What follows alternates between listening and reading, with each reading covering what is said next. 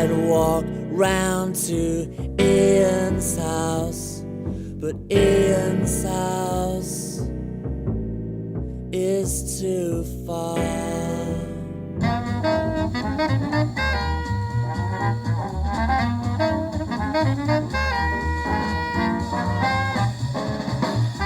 Good evening, and welcome to this week's edition of What's So Funny, a show that talks about the funny with the people who make it happen.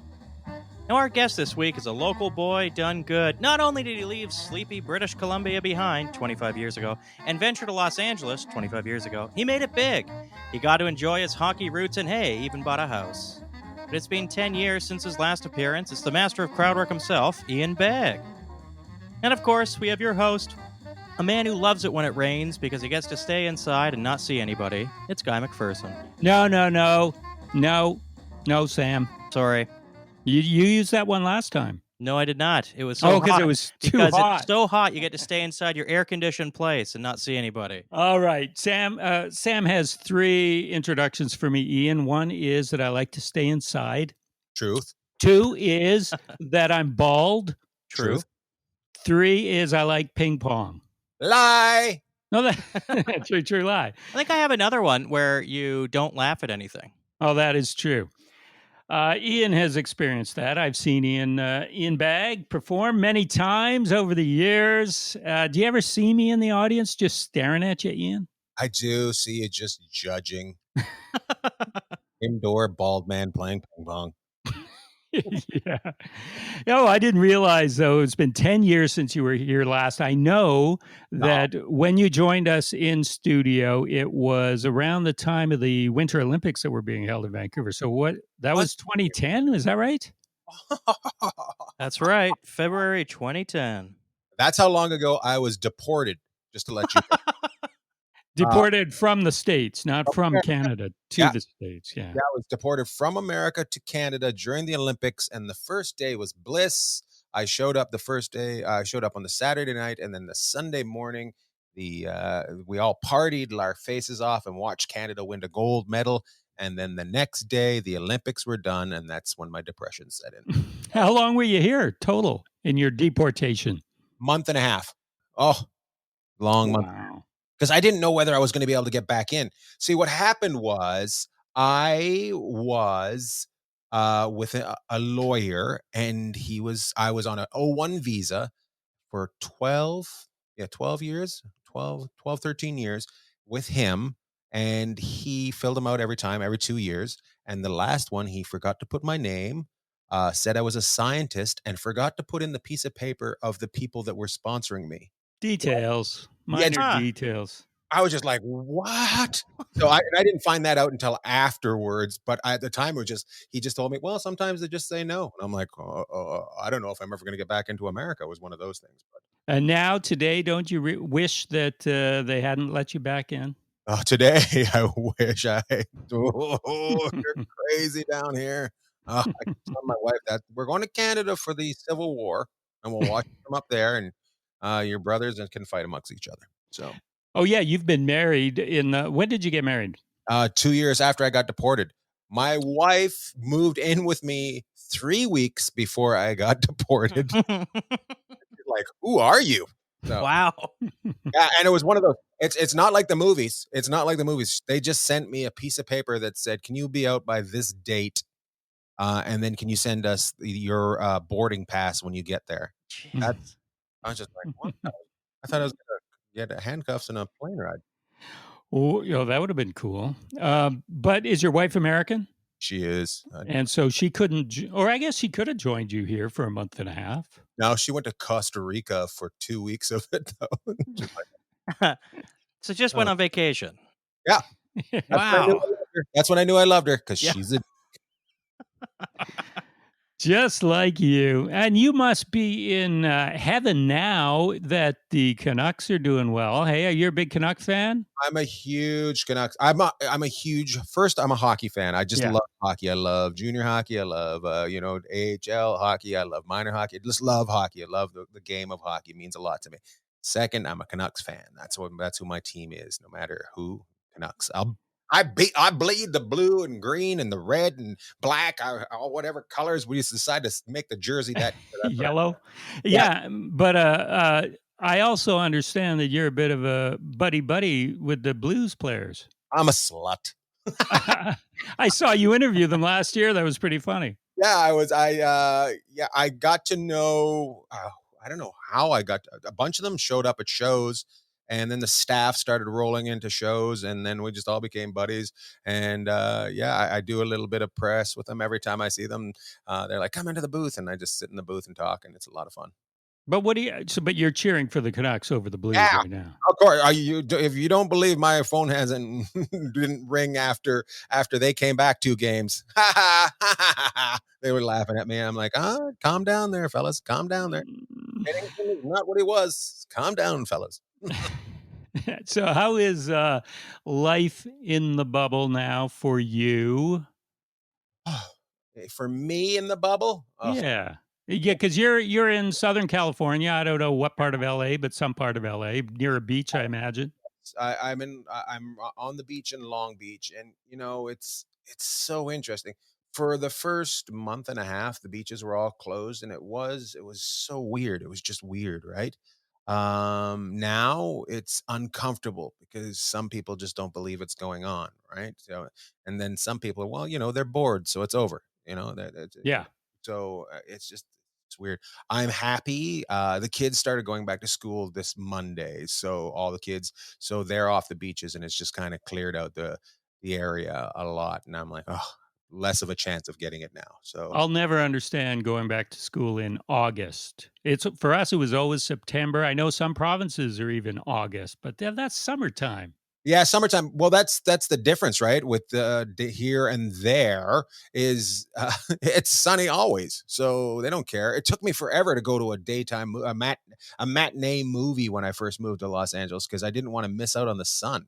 And you're like, oh, it's still sunny every day, so might as well go. So, Who cares? Yeah. but, Yeah. And yeah, Sam said you were there 25 years, but weren't you in New York first? I was in New York. Sorry. Man, way to go, you douche. I was in New York from 1995, 94, 95 to 2001, just before the towers came down. I got out of town. I received a phone call from overseas and moved. That's suspicious. That is. And he got deported too. Yeah, imagine that. Oh. uh, So you just moved there with no plans other than to try comedy, or did you have a job? Like I know Jeremy Hotz moved there to work on the Jon Stewart show. it's funny. I moved down about the same time as Jeremy Hotz, like we were kind of parallel.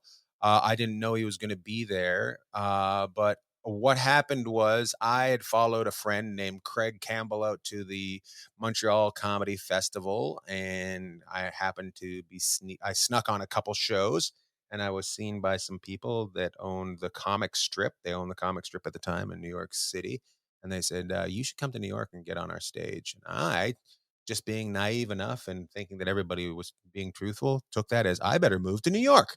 So after a gig in, I think it was like a November or something like that, I jumped on a train from Montreal down to New York City and lived in a youth hostel for 4 months and never came home. Yeah, hobo jumping on a train. Yeah, it was basically, and it gets better. They asked me what I did, and I said I'm a writer.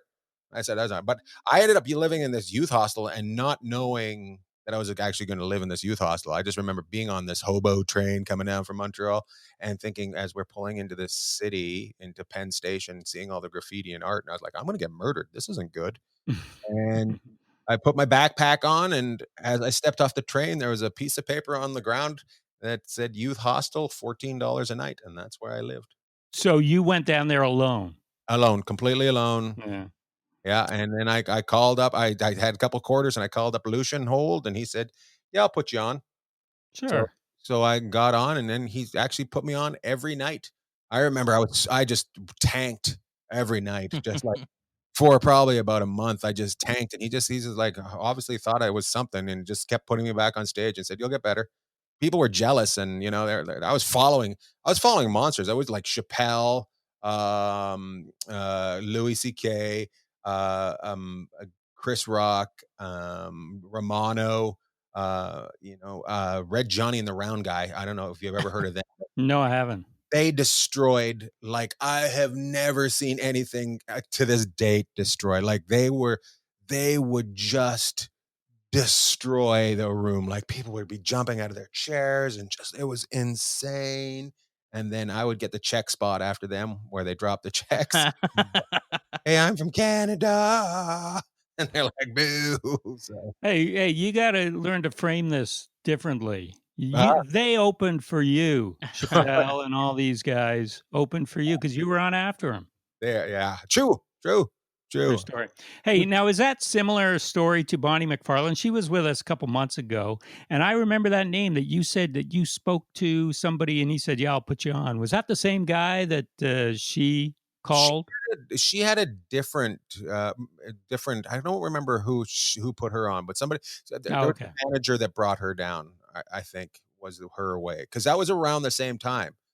Bonnie may have gone before me, to be honest with you, because she introduced me to Jim Gaffigan. That's how Gaffigan and I became friends. Uh, And you got speaking. Well, we were speaking before we went on air about animated projects. You were in an episode of Jim Gaffigan's animated something or other. I remember at the time. Ian's Bags is. yes, yeah. He's just there. I gave you. He said I put you in this, and I was like, well, why don't you put me in as a voice, you dick? Yeah. Well, you might do crowd work and ruin it for everybody. That's what he said. Were you doing crowd work then? I was, but I wasn't. I was as I got better, but I wasn't doing. The sets were 10 to 15 minutes. They weren't crowd work long. Mm. It was just pounding out jokes is what it was. Just getting ready to do TV is basically all New York was. So, but when I do longer sets, yeah, definitely doing crowd work. Yeah, I remember seeing you like doing gala sets at JFL, Mm, right? Or at least one. I don't know how many you did, I think I did two, and then they but hit. yeah, and it's been a long time since I've seen that. But that's not a crowd work kind of situation. You're so far removed from people. So you were just doing material. Yeah, I was doing just material at that point. I was learning. I was just getting better, and it was crowd work was always something that I did, but didn't like when I was in the clubs. It was I would fool around with it, but it wasn't for long. I just I somebody catch my eye, we'd have a quick conversation, then I go back to jokes. So Mhm. if I did a 15-minute set, it would be five. Just I used to try to get 3 jokes out a minute. That was the thing that I do. So Mm. so if I had if I And had that's why you speak so fast. I guess I remember Esty uh from the Comedy Cellar one night. They got me high and I went on stage and apparently I did everything within like 2 minutes. I did a 20-minute set in 2 minutes, and they're like, "You talk so fast, it was crazy." Woo! Good times. So this was in the late '90s, right? Uh, About that time. yep. Yeah, and I have to ask a question. What was it like doing Dr. Katz? So Dr. Katz was actually 2000, Yeah. 2001. And I'd forgotten about that. it was awesome. It was really I felt like I'd taken a different step in my life. I'm like, somebody wants to animate me? Okay. So, it was pretty cool. And he's just a sweet, sweet guy. He's one of those guys that was able to pace himself different than everybody else, right? Yeah. So as a comic, you always respect that when somebody's different. You really, really respect that. Yeah, he's So, so like yeah, no one makes me laugh like John Katz. In a weird it's not like, it's not like watching a tell or something or seeing you doing crowd work is insane. But yeah, the pacing difference really comes through. So I it's been admittedly a few years since I watched that episode. But were you running at that like your pace? And then no, that actually, I remember because we just had a conversation. I yeah. remember the thing was he asked me about hockey, and I basically put on hockey gear for him. So, that was the pace it was going at. It was I don't know. I think there might have been I think they did one joke, the joke about, I wanted to marry a woman with kids. That way when the kid asked me a question I couldn't ask answer, I'd say, "Go ask your mom, you little bastard." Uh, um, but o otherwise, it was just conversation, Okay. It wasn't too fast. Yeah, that's good. Yeah, that's it. That's all I got. I just, my favorite TV shows. You're on it. Thumbs up. Yeah, it's Yeah, and I got to say this: he was a fantastic ping pong player in his day, Jonathan Katz. was he? Yeah, He was apparently he like was. almost pro. Yeah, top collegiate Really? level. Yeah, Oh, good for him, and a doctor. and a doctor. Hey, Ian, are you really dyslexic? Uh, yes, I've got some sort of thing going on where I put words in the wrong places. It's, Cool. So this will be fun. This is a cold read. If you scroll to the bottom of the page, this is Ian Bagg, and you're listening to What's So Funny on CFRO 105 FM Vancouver. nope. No, 105 FM Vancouver Co-op Radio. Thanks, Yeah, he is dyslexic. 100.5 FM. Good job, Ian. when I have stuff to read, I'm one of those guys that has to read it 26 times to get it out right. So I have a little bit of Tourette's too. Yeah, that doesn't surprise me. Yeah.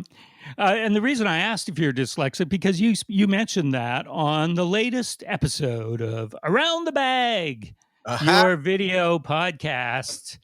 And it goes live, unlike this one, which is recorded, but people can watch it on YouTube and I guess listen to it on wherever they get podcasts.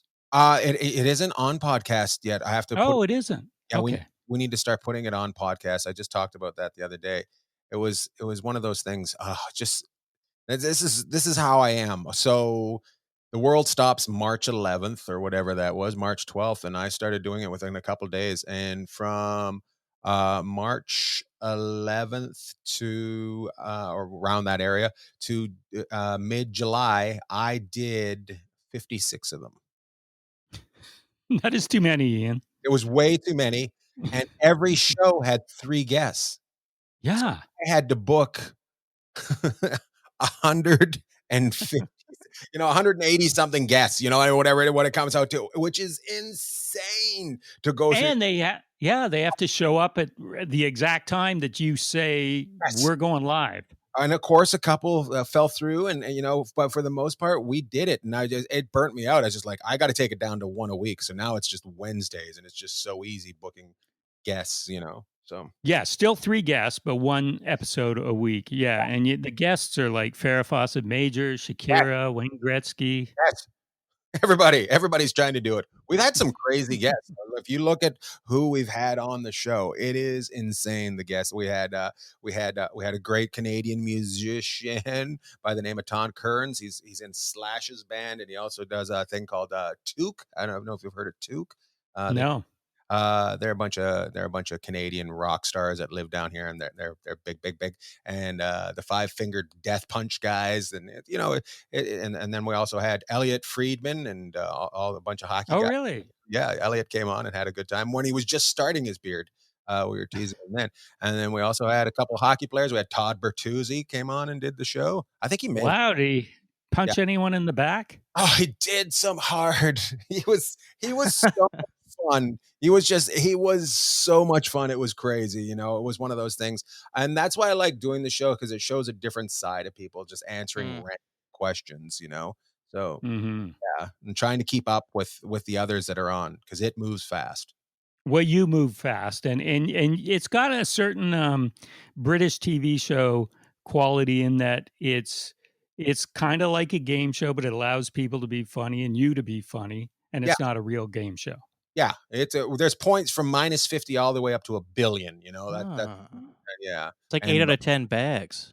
yeah, you gotta be careful with it, when you get 1 billion points, because I'll take that 1 billion points right away. I'll take it back. I'll take it back.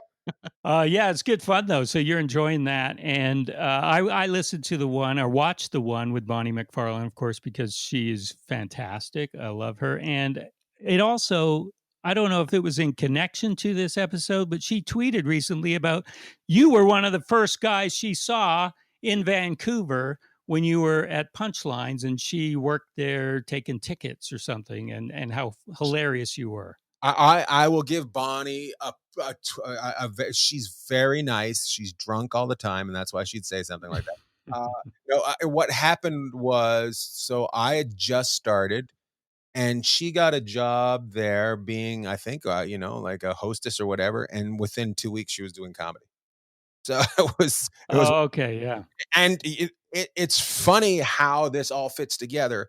Lynn Shawcroft, a month before that, when I started, was at my very first open mic, just hanging out, and was just in the crowd. Just I don't know if you know Lynn at all, but she was there. Yeah, she's been a guest on this show. Yeah, so she's hanging out, and then, like a year later, I start hanging out with Mitch Hedberg. We become buddies because we have the same sort of style at the beginning. We're one-liners, kind of random guys. That's how I started, and we just became quick friends. Just we used to go do all these weird rooms in Vancouver together. He used to come. So he would be in Vancouver for a stretch of time? He was living in Seattle at the time, and he'd just come Oh, up, right. hang out, and he'd sleep on my couch, and we'd go do some shows, and so he'd come up for 3 days at a time, and Yeah, what was he like just as a guy? he was, he was quiet, but he was, like all of us, just curious, and he wasn't crazy or wild. He was just, I think what happened was the character became bigger than the human, you know what I mean? And which happens to a lot of comedians, because at the end of the day, what we are on stage is concentrate of ourself, So I compare when we're on stage, we're Tang without the orange, without the water, right? So that's Mm, so he was really funny and quiet and just random, So it was funny. It's just it's one of those things that's so annoying because that first 5 to 7 years of doing stand-up is just so much fun hanging out with your friends. You're trying to get to someplace, but it takes a while, and nobody's really, sure you're headlining a little bit and you're featuring a little bit and emceeing a little bit, but nobody's got a career quite yet. So you get to hang out with them, and then you get to a certain point where you're like, I'm gone, I'm gone, I'm gone, I'm gone, I'm gone, I'm gone, I'm back, but I'm busy, so you don't get to see anybody. So, right, and so you still, look back fondly at those years, at Punchlines. absolutely. I wish there had Yeah. been, a little bit more of um a leadership role from the people that own the clubs. Rich Uh, Elwood? Rich Elwood, and even Breslin over at the other club. I wish they had, even though he didn't own it, it's basically Yeah, like yeah. Kentucky Fried Chicken. Just nobody really. But, uh, the guys, Elwood and the other guy that ran the other place, they were kind of bitter guys that were they made the door tough to get through rather than opening the door and making you really really good. So I think all the comics that came out of there, despite the non-leadership role that we had, did very well. Like Tom Stade and Bonnie, Peter Calamus was floating around at that time. Yeah. Um, I even put, even though Glenn Wool, another one, Mhm. and what's his face, who's probably blown us all away, even though he came in as a teenager. It's done all the movies. He started out. Seth Rogen. Yes, even though I can't remember his name, I think I was the one that smoked all the pot. Uh, um, you know, it's just I wish it's so weird. Comedy just there's no A plus B equals C, right? So there's no you got to fall down and get up on your own. And the guys that have the power don't they're not like hockey coaches. They don't teach you how to get better. They just kind of are jealous that you're getting better. Or they're letting you fall down and get back up on your own and, you know, No. no. No. I don't know what the club that was up there after I left, I really enjoyed. It was the Yuck Yucks, but it wasn't the Yuck Yucks. You know what I'm talking. Comedy mix. Yeah, Yeah. comedy mix. I really, even though I don't know what was going on there, but it was just they had they had comics running the place, kind of like helping guys get better. We didn't have that when I was there. Right. But so many great comics from your era and even before. I was thinking greatest comic of all time from Vancouver or, had a large career Vancouver. Who would you put on that list? Who would I put on that list that had the biggest? The biggest? No, no, maybe just the best cuz as you say, like sometimes the best isn't the most famous or doesn't advance the farthest, but just in your mind like that was a great comic. Oh, I guess Colin, and I'm blanking on his name. Campbell. Colin Colin, Campbell. Yeah, he was great. and Vancouver became a very great place for people to live afterwards. Like after I'd left, Erwin Barker came to town, and he was Mhm. one so funny, and Brent Butt came to town, so funny, Yeah.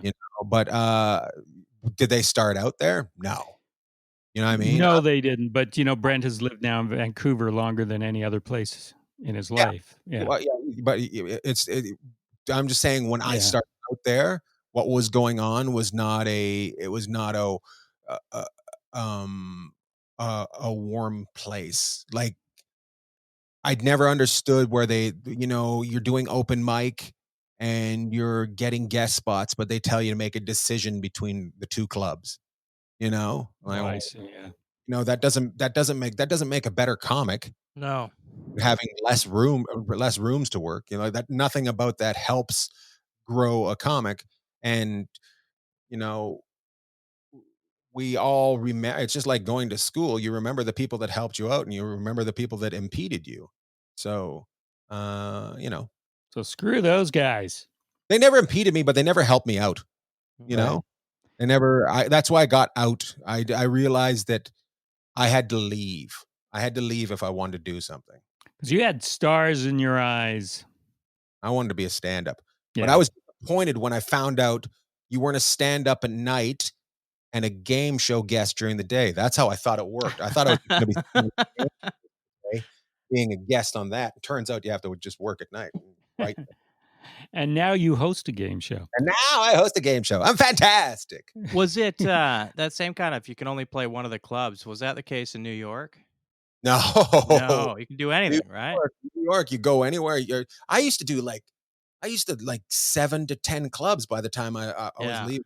I was doing 7 to 10 sets, might be, 6 or 7. I would start at the comic strip. I'd bolt over to, on the west side to something and then downtown for 2 and then back up to the comic strip and then over to there. And then, Huh. it was like you were going on every night. Sure, if you were headlining, and it's to this Yeah. day, if you're headlining, uh, I go to Gotham, and they're paying for me to be there. I respect that they're there, so I don't go on in the other places, But when Mhm. I'm so but they didn't have headliner shows. They had like 8 comics, All 8 showcase, right? all showcase. All So bringer shows? no, not bringer shows. Oh, those were looked down on, boy. It's weird. And then I moved to LA and it's all bringer shows. I remember when I first got to LA, I would pay every so often to go on stage, That's Wow. crazy. you know. There goes my Oh, dog. hello. Hey, There's my get your dog to shut up. We're doing a show here. doing a big show, girl, you dick. She doesn't care. I can't believe her attitude. Have you ever been a guest on a game show? Yeah. Which one? It was with Lachlan Patterson and we were on Idiot Test together. Idiot. I vaguely remember that. Idiot test. I actually think me and him won, and it was like we won by like 1 point. I think we were the only one to answer a question or something like that. It was a true idiot test. It was. It was definitely idiot. Surprised we got off set without falling into some pit of alligators. But I was thinking more like you could be on Match Game. There was a Match Game Canada, and also there's one in the States. There's these game shows where you have celebrities. I think Byron Allen hosts ones now, like He's done a Hollywood Squares. squares, right? Yeah, I've not been on that. I did Make Me Laugh. Uh, Really? yeah. Who hosted that? I remember when Bobby Van hosted that. Oh, it was not that one. It was Mark. What's funny is I'm gonna give you a secret away. Bonnie McFarlane dated both hosts. There was 2 hosts when I did it, and she dated both of them. Oh, And she dated Craig Campbell. and Craig Campbell. Oh my god, let's just bring it out and just say who she dated. Well, she admitted that on this show. Yeah. She did, huh? Yeah. Good for her bragging. I dated Craig Campbell too, though, so she's not really that doing that well. Didn't we all? But yeah, I guess I don't know right now. No game shows are going, but Mm. I Yeah. wonder if those will be happening afterwards. Yeah. Who knows? Wait, I wonder. was it Mark Cohen? It was Mark Cohen. It does it. Oh, very cool. He's Las Vegas based now. Yeah. Yes. Okay. Cool. He's cashed in. Yeah. I don't know if he cashed in, but it was Mark Well, Cohen. And then it was the guy that was on the show. He was on an MTV show with Colin Quinn, the other guy. And I can't remember his name. There was oh God, Ken Ober. and Ober. That was Yeah. that. Oh my goodness! Look at you. I know. Yeah. I have Google. I know. I would imagine you'd be fantastic on Make Me Laugh just because you're No, horrible. Oh, really? It was horrible. I remember having to shower myself so bad. I remember hearing the tape stop. That's how quiet it was when they yelled cut. Oh, well, I stand corrected. But I mean, just talking to people, you're so good at that, and it's a one-on-one situation. If it was the same as the old Make Me Oh, it was me and a clown. Like there was a guy that was juggling and had a like a unicycle, and then there was me with jokes. Who's gonna win? you. You can't beat a unicycle no matter what. I know they always say 2 wheels are better than 1, but not in comedy. Not in comedy. Nobody's ever laughed at anybody on a bike. And a reality show you were on, I'd forgotten all about this, but I watched it. It was Last Comic Standing. Oh, I guess that was a game show too. Oh Yeah. look at all this lying I'm doing, just coming onto your show and lying. Now, who won your year? Because you went pretty far. I went to the end. I lost in the finals. I got all the way to the end, and then I blew it. To What is his name? It's Come on, Sam. Rodman year, right? No, that was Lachlan's year. Oh, it was Lachlan. Sorry, another Canadian. yeah, I another Canadian. apologize. The year before me, Lachlan lost in the finals, and then I Yeah.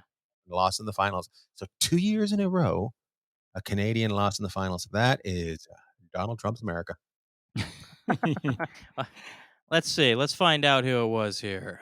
The year after Rodman. Yeah. That would have been the last year, right? Yeah.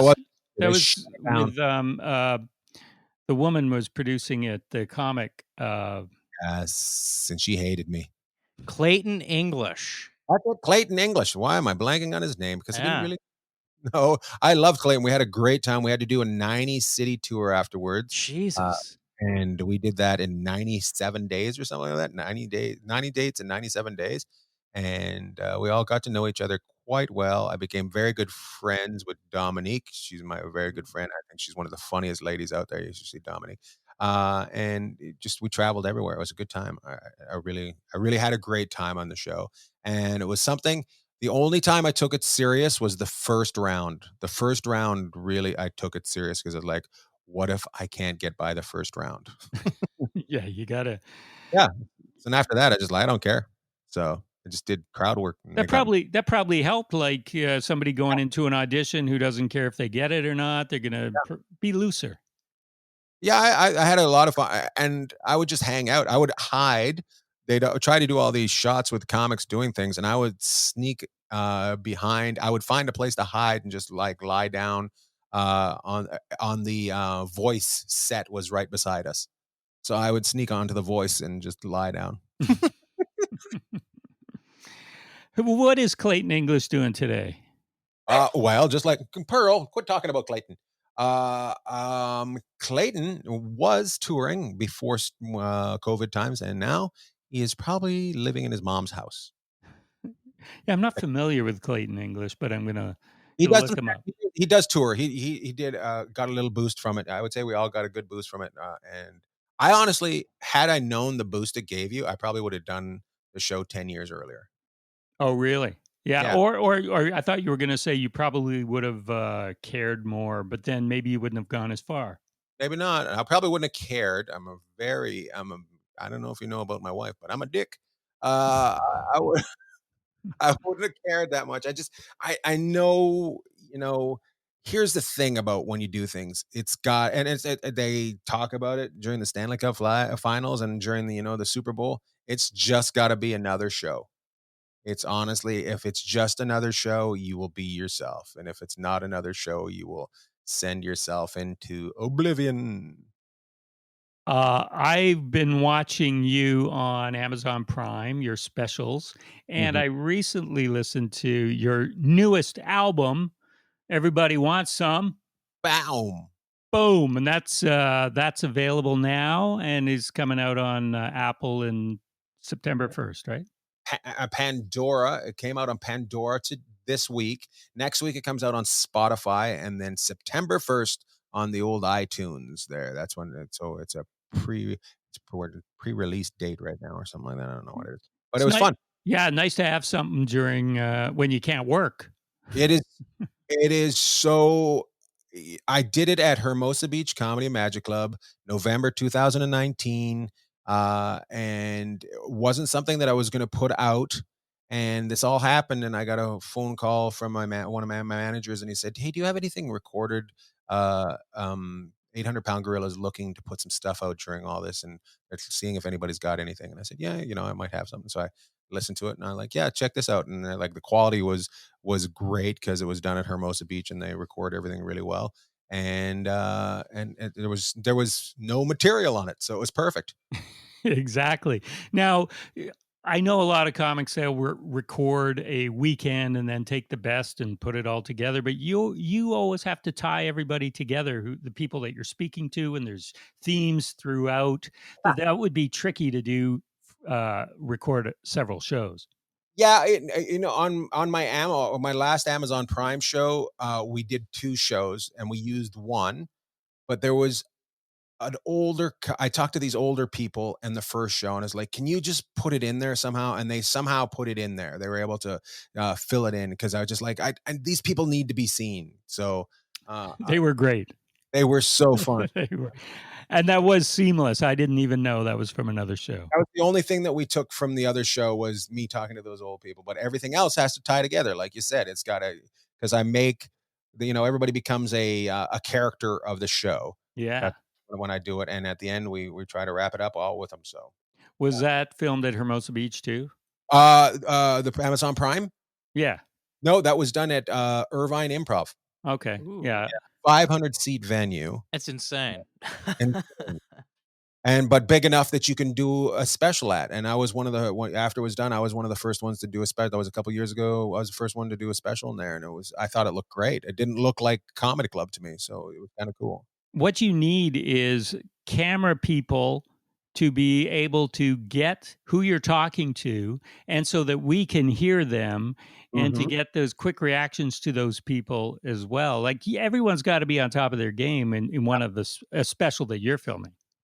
Absolutely, and we had 7 cameras, I think. We had, some if you look on the stage, there's some in the walls, looking at people, and then we had a guy on the floor, and then we had, I think we had 1 or 1 in the ceiling or something like that, but we did I thought they did great, like, I really Yeah. I really wish that had got more attention for the work that they had done, you I know? noticed it. I noticed it. And but also you need to get their releases after, don't you? The releases come. Uh, there's something about that. I think we have some sort of thing at the front coming in where Yeah. they're fine.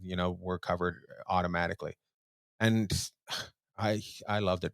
Because we sold tickets too. People came to see me. That's one of my better markets is the Orange County, Irvine, Brea. So Some of my favorite comedy specials have been in clubs.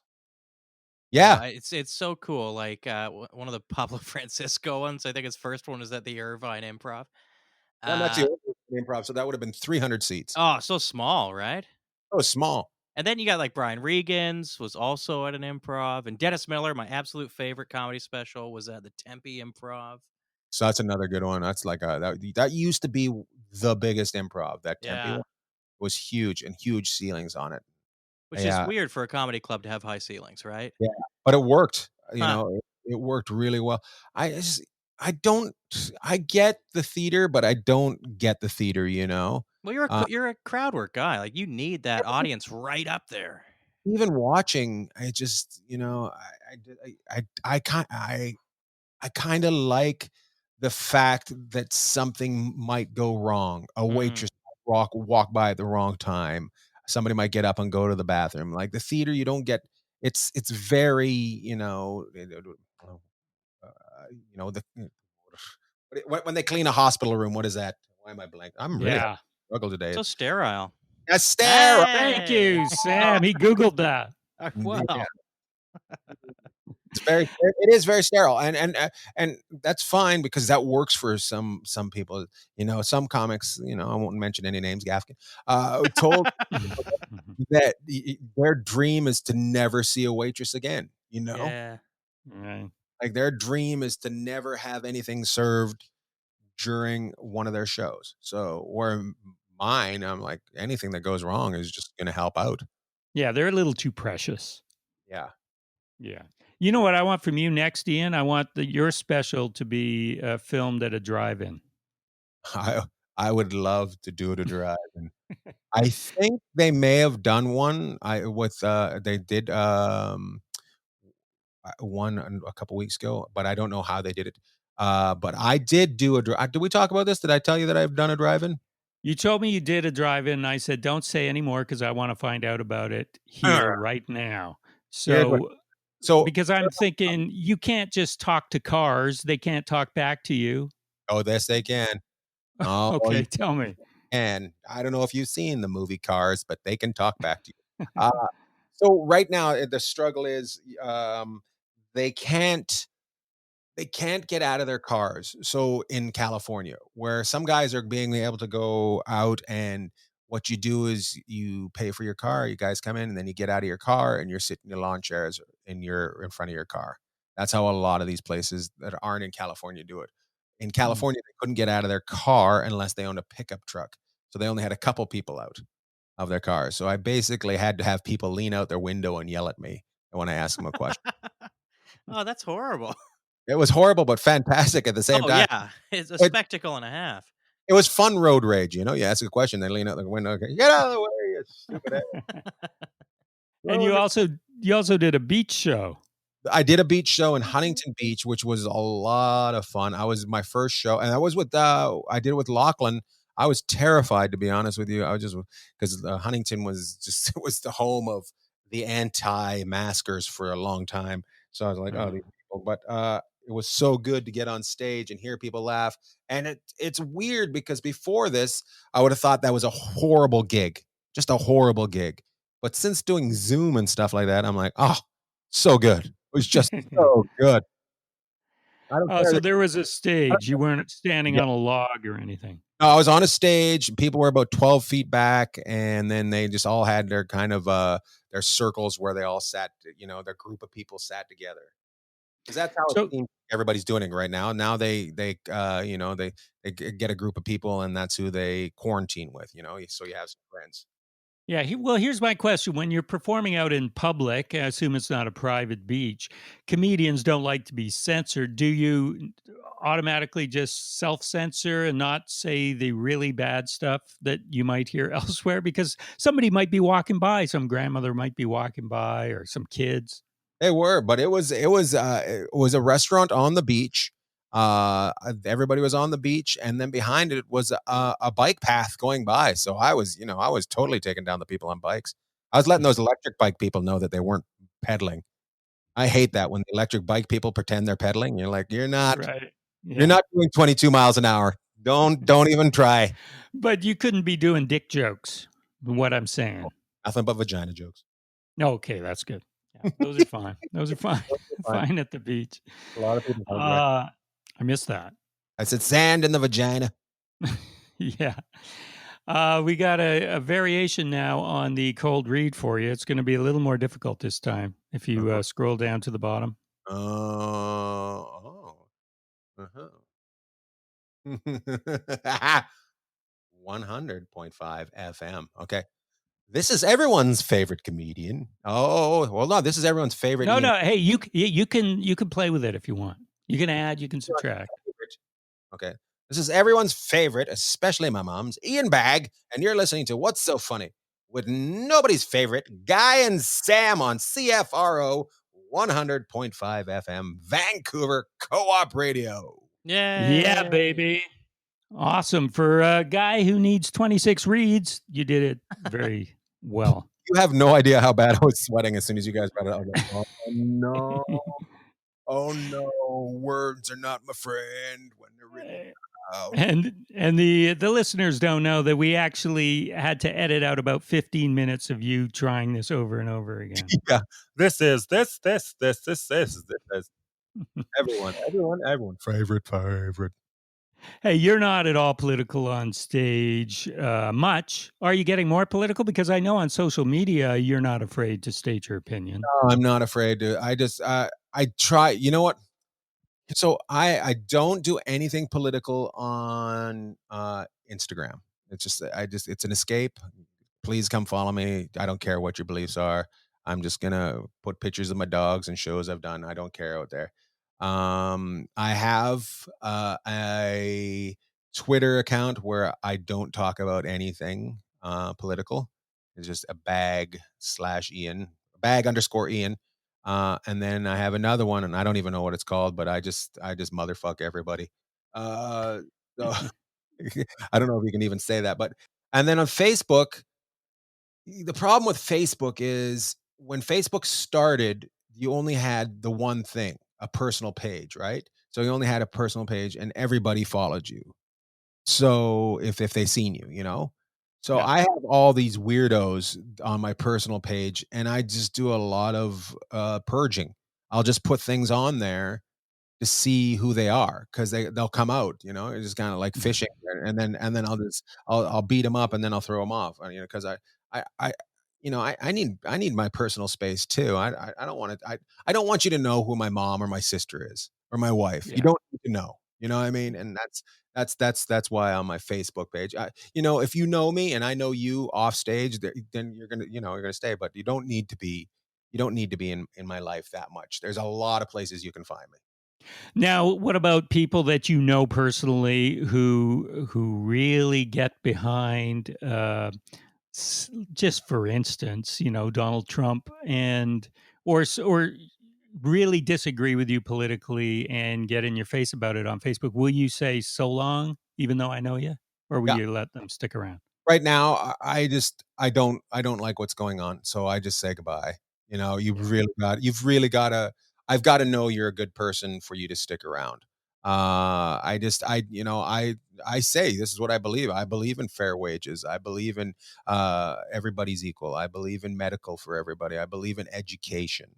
I believe in clean water. That's who I am, and if you wanna be my friend, you, you got to believe in those kind of things too. And if you don't believe in those kind of things, there's something wrong with you. If you don't want a person to be able to uh, survive when they're going to work, it's very interesting.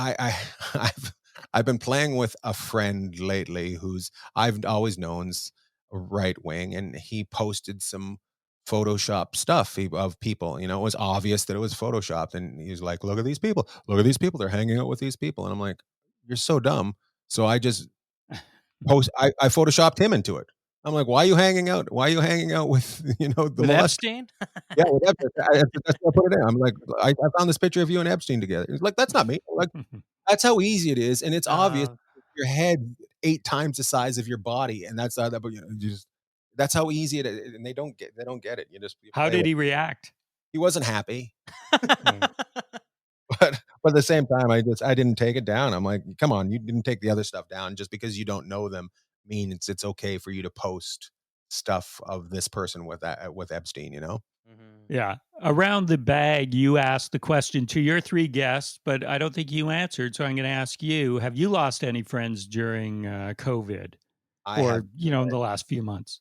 I have, yes. I get some what's interesting is getting hate mail as a comedian. It's so funny, to me because it doesn't make sense at all. It's just like, I'm a comedian, so basically my whole job is to make you happy, but you're not happy, so you're just gonna be mad at me. Okay.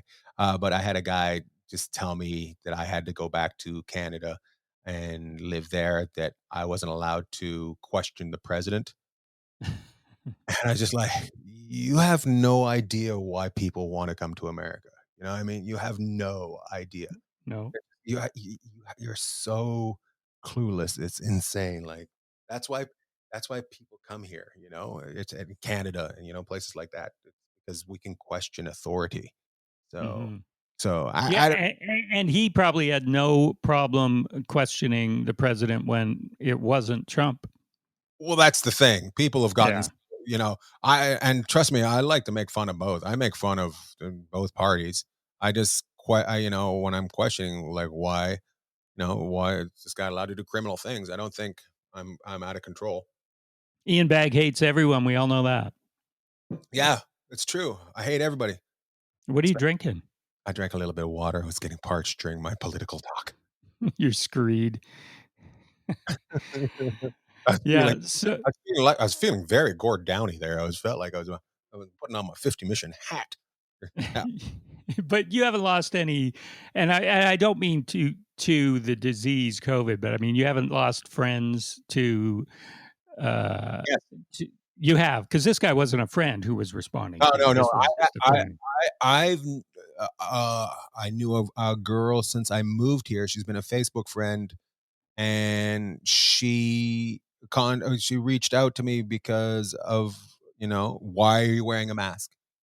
Oh, And jeez. I'm like, are you serious? Like, why am I wearing a mask? And it's what you do. No, the disease gets caught in the mask. You just breathe it in over and over, and that's how you get the disease. I'm like, that is the stupidest thing. You can't get the disease more. You know what I mean? Right.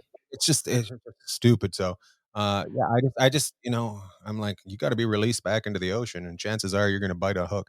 There's a lot of QAnon people out there, I don't know what it is about this time. If people just get so scared, they'll believe anything that's got a chance of making them free, or making them safe again. But They it's I scare know, me. and I mean, maybe you could say it doesn't help. Well, then fine. Who cares if you wear it or not? But like, don't they see doctors in doing surgeries? Are they catching whatever they're Yeah, that was the doing other thing. surgery That on? was one of the things she said was it ups your carbon monoxide levels, and you end up passing out and dying from carbon monoxide poisoning. I'm like, that is the stupidest thing I've ever heard. Like, it, last Christmas, they're selling a mask to make it more difficult to breathe, so it just feels like you're higher in the mountains. This year, we can't do it, or we're gonna die. So Yeah. So a casualty in the friend world, but it happened. hey, you got It happened. enough friends, right? I got enough friends that, yeah, I the big thing is, I want people, if it turns out this was all a hoax, but I did everything to make sure that nobody else would get it and that I kept my family safe, I'm willing to do that. If it turns out it's real and I did nothing and I caused somebody to get it, then I don't wanna be that person. So Yeah. I would rather be the fool that looks stupid rather than the fool that killed somebody. Or they just never had the quality of life again, because we don't know what's gonna happen, you know? Hmm. So, and then people are just mad that they don't, "Well, we don't know." I'm like, "Well, it's a new disease. How long does it take?" They're working Yeah. on it to figure it out. They don't it doesn't come with an owner's manual. Asses. Asses. Sorry, I was just looking at a text from Sam Tonning who had a question. Well, I didn't want to interrupt. That was, Please uh, do. okay. I got a question for you, Ian. I gotta go back to this other thing. Can you coax Kelly Dixon back on stage? I don't even know where Kelly is. He's driving a truck, I Yeah, think. I think so. I think he's A delivering bread. bakery truck. Yeah. Yeah. He had a dream to have a bakery, so he's close. He's close to his dream. So Kelly funny. was so funny. So funny. So, So so funny. funny. And so off the grid. Oh, Speaking of social media, he's got nothing. Nothing. good for him. Like, Yeah. if I wasn't in stand up, I definitely wouldn't have any social media. Like, there's no way that this is fun in any other way other than I'm trying to earn a living. Yeah. Oh God. But yeah, it's such a Yeah. funny and I loved it. He lived with me in New York, and he also lived with me for a while in LA, and I just had I had some of, the greatest times of my life with Kelly. It's just so funny and so stupid to be around. We got into a lot of trouble together. Um, Did you? he ended up moving back to Canada, and he just kind of it's such a stand up is not for it's a long a game, and Mhm. if you're and he was making money before he did stand up, so I understood him wanting to get out. He's like, "Why do I don't need to suffer," you know? Yeah. So, I'd honestly hope that I heard that he was just doing stand up around Vancouver because he's so funny. Takes I forever to get there, like, there's a long journey. His jokes take I'm like, "Dude, you gotta trim some of this up because you got 40 minutes before the punchline comes, but once you get there, it's such a good punchline." Oh. So, Okay. Well, I'll have to keep ordering bread. is that what you do? Just order roll for bread, get some carbs off him. "Hey, Kelly, how about doing Well, the I don't bread?" even know what bakery, so I've just been looking Ordering at. from everyone. Yeah. Random bakeries, just hoping he doesn't deliver bread to people. Well, I have no idea. Okay. I think I just made that up. But Hey, Alright. but if he did, that would be great if that's what he wants to do. If that's yeah. what he wants to do, I'm sure he'd be the funniest guy doing it, I can guarantee you that. So he moved back to Canada. What would it take anything to get you to move back to Canada, or could you retire here, or is that not in the plans at all ever? Not r I don't I love Canada so much, and it's just I love California a lot, um, Mhm. and when people complain about taxes here, I'm like, "Have you ever been to Canada?" And because the taxes even though the taxes are bad here, they don't equal Canadian taxes. Like, the But we price of get something for our taxes here. yeah, exactly, yeah, but, the price of groceries gone up, and I'm like, "These are Australian prices. My god, they're very expensive." Uh, so, I don't know. I couldn't go back to being there year round. I Mm. could never go back to the rain. Uh, I you know love the rain. ah, you're a very interesting man. It's just like, it's not a couple days, it's weeks worth of rain, and Weeks, months. sorry. Well, there are weeks and months. So it's a long period of time. I like I love having shoes that have never touched water. It's very exciting. I'm like, Yeah, I got to say it's nice in the summer. You can just come in and not have to take off your shoes.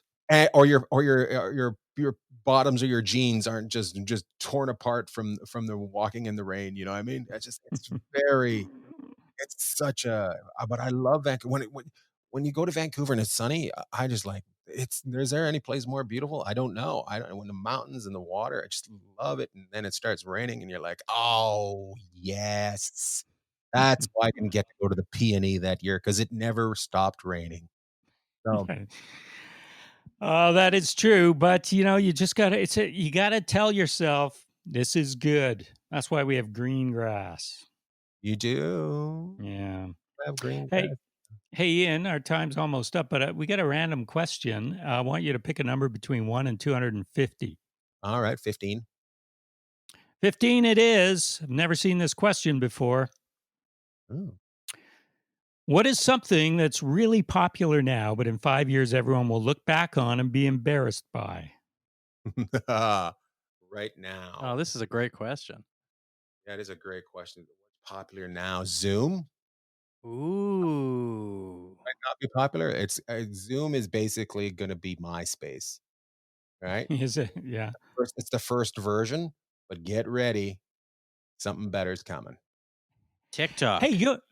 your series around the bag on YouTube. What is that? What do you use there? Because we see all four of you, and it zooms in and out.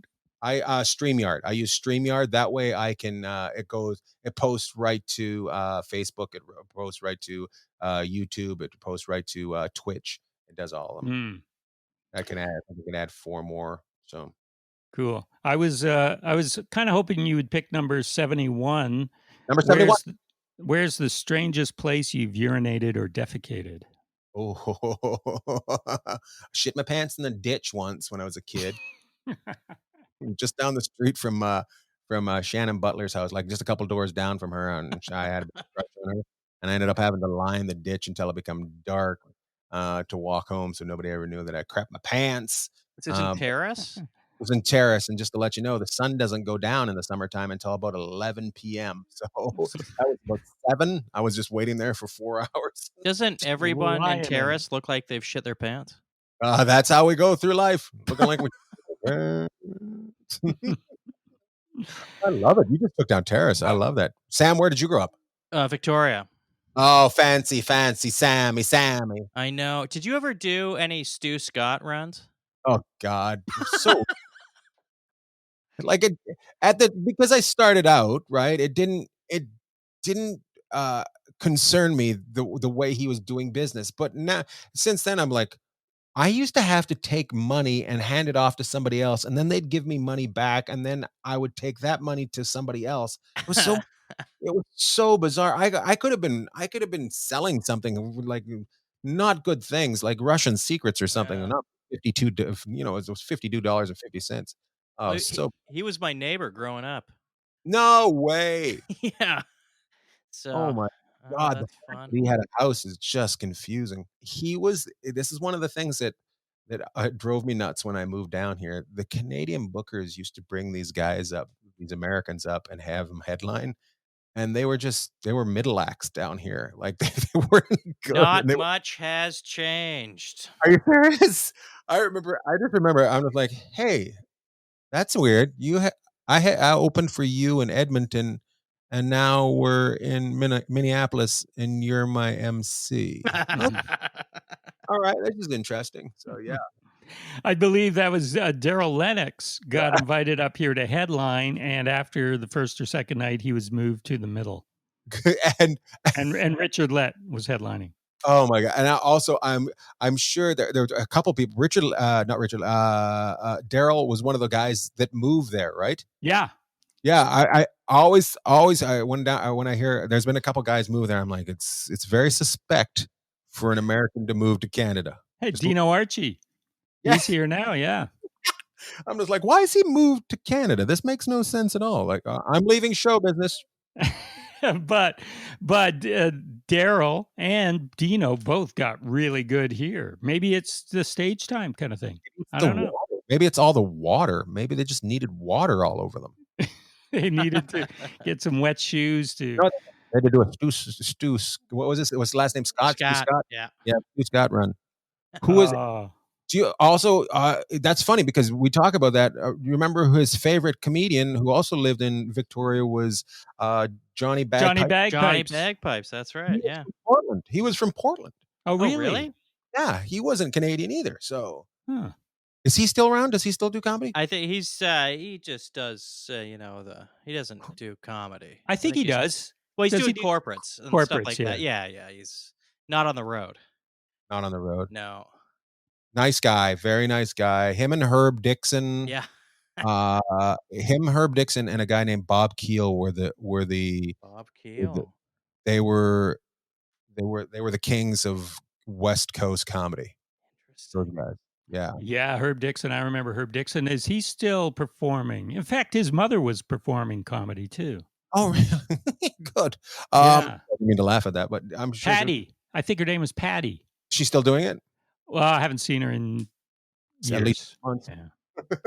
Yeah. At least 6 months. Yeah. I think he's doing it, but I don't know. I think he's kind of like Johnny. It's funny. He sends me a message every so often, like I just get a hey, it's Herb Dixon. How you doing? Got a new phone? Blah blah. Let's catch up sometime, and then he's gone.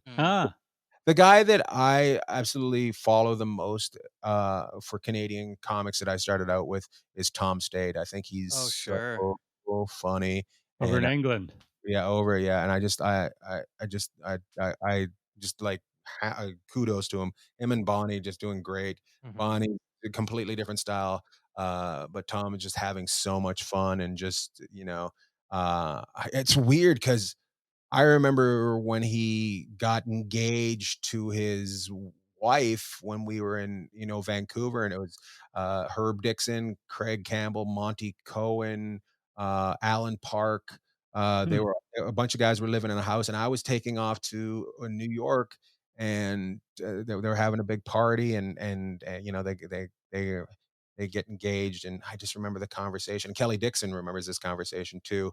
Tom stayed and Trudy stayed. We're having a conversation while playing cards with Herb.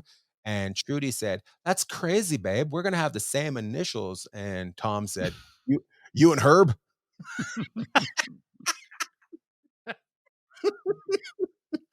Funny. You and Herb.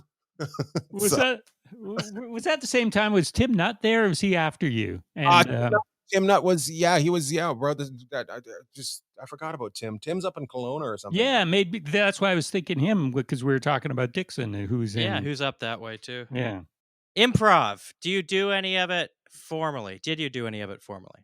I took some classes at Comedy Sports in Vancouver. What was next to Joe Forte's? What was that place? theater sports. Theater Sports, yeah. I wish I had joined the Groundlings or something like that when I moved down here, but I I've been in love with stand up, and I didn't. It was the one that you know I wanted to do the most. But as you look back on it, and you go, "Oh, I should have at that point," even though I was in love with stand up and chasing the stand up dream. You have a fast twitch brain though, Ian. But are you as you age and you're getting really old now? I know. Is it slowing at all? Do you No, find it? no, I'm concerned because of the break.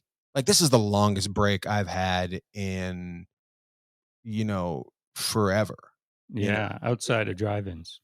Yeah, yeah, yeah, outside of drive-ins. I should be picking up the garbage in a drive-in now. That's basically and I would be lying if I didn't say, I wonder if I have to get a job at Costco now, like, to Really? my career ever come back. My career was based on people being in a room, and Yeah. that can happen, and we don't Right. know when that can happen, and W- I am older, so you go, "Well, at what point do people not wanna see me?"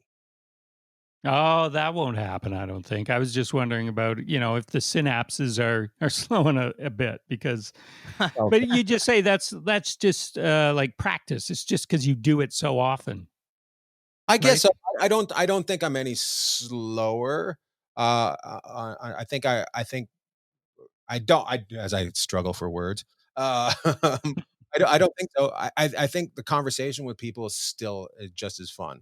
And it's interesting, you think about it, when you're starting out and you're young, people are like, "Oh, wait until you're older," and then they're, "Oh, you don't wanna get too old."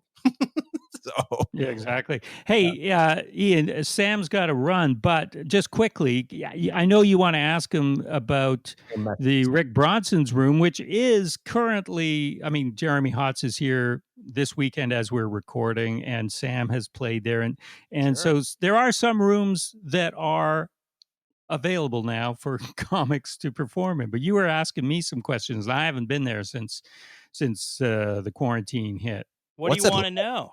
I wanna know what it's like. It's just I don't know. I just It's I was where I played that first weekend when they opened up out of quarantine, and emceeing, I was worried.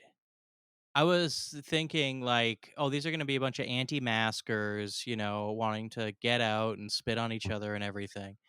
But, it was just regular comedy fans who really wanted to laugh, and the way they set up the room is great.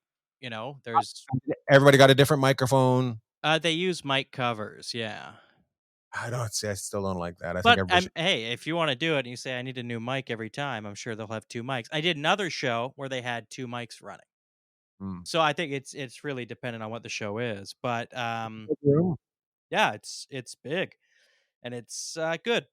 Nice big stage, but the Guys, audience is right there. your guys' numbers are pretty good up there. Ours are just like, I'm sure my neighborhood are British Columbia's numbers, you know what I mean? Yeah, yeah.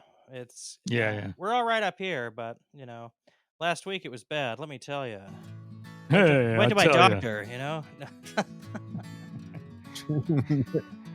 All right. Hey, Ian, great talking with you. Thanks, guys. Thanks. Ian. Congrats on the new album. Everybody wants some. 800-pound gorilla. Mhm. iTunes, Pandora. There's no Pandora in Canada, is there? Not really. Spotify. Yep. Yeah, we got that. Go to ianbagg.com. Thanks, guys. And check out the specials on Amazon Prime. Great talking with you, and stay safe and come up here. Thanks for having me on your Black Panther party show. Thanks. Thanks, Ian. Good night. Bye.